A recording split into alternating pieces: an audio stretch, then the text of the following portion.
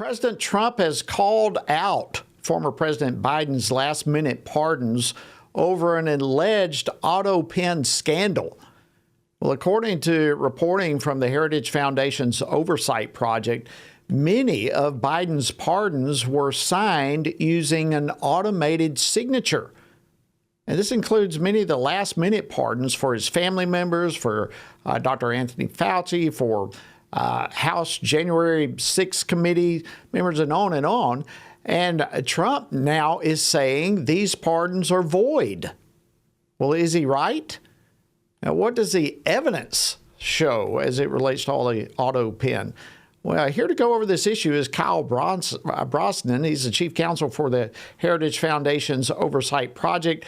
Kyle, welcome to Washington Watch. It's great to have you. Thanks for having me on. All right, this is an extremely interesting and potentially extremely important discussion here. Walk us through how the Oversight Project uncovered this potential scandal and what you found. Sure. So the Constitution vests certain powers in the president and president alone. And that includes things like signing bills into law and the power to issue pardons. And so we pulled all 51 clemency warrants that President Biden issued during his presidency that gave either a pardon or a prison commutation to about 2,400 people. And we looked at the signatures of those documents because this president's signature is what makes that operational. It exercises the president's power. And of those 51 warrants, we found that 32 were signed with an Autopen. And we also found that there were 2 Autopen signatures used. So 16 were signed with what we're marking as Autopen A, and another 16 were signed with what we're identifying as Autopen B. All right. I think probably most people know, but just for clarity's sake, what is an Autopen? So an Autopen is a machine that affixes, a principal's signature onto something. And so usually the person will write out the signature, and it will be loaded onto a little card to which a staffer can insert into the machine. There's a physical pen that sort of levitates above the paper and affixes the signature once you put the card in and you press the button. And so it's a good way for people that have to sign a lot of things, like members of Congress, like yourself, to quickly sign things like constituent letters or even Christmas cards or stuff like that. But for the use of a core exercise of presidential power that only belongs to the president, it is really unprecedented with what we found here. Yeah, and this is potentially an enormous legal issue. Let me ask you this, can others have access to that Autopen besides the president?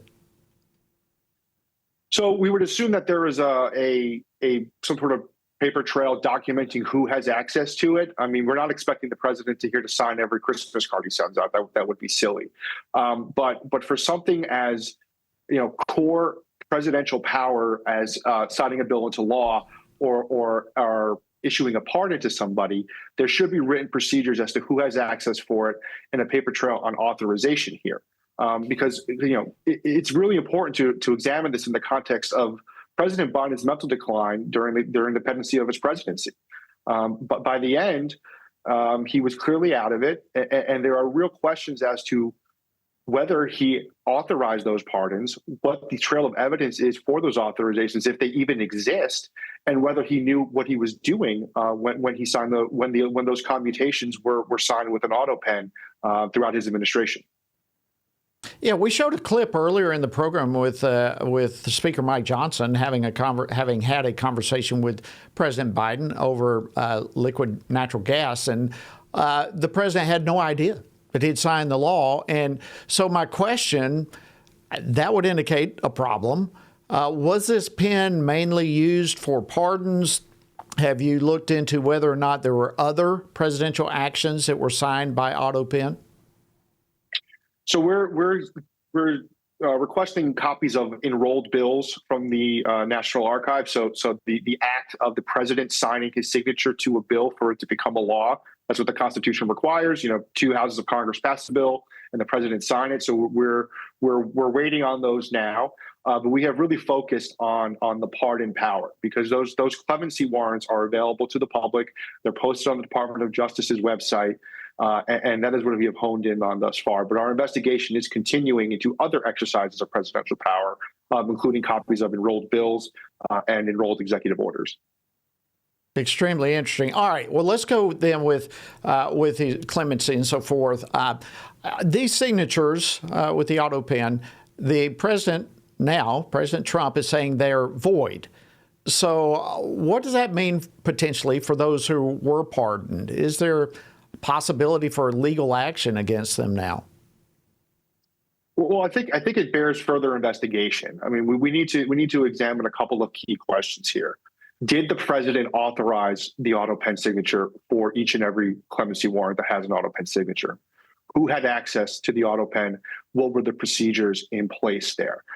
Because if those clemency warrants were signed when the president did not authorize them, or did not even have knowledge of who he was pardoning, then you get into really sticky legal territory there. So I think it definitely warrants further investigation here to figure out what the procedures were in the Biden White House, who had access to this, and what exactly happened here. Because remember, it's important to remember that this is all in the context of the president, bowing out of the presidential race in 2024. Special counsel Robert Hur refusing to prosecute the president, in part because he is a well-being elderly man with a poor memory. He didn't think he can get a conviction there, but he had enough evidence to present it to a jury in a hypothetical criminal trial here.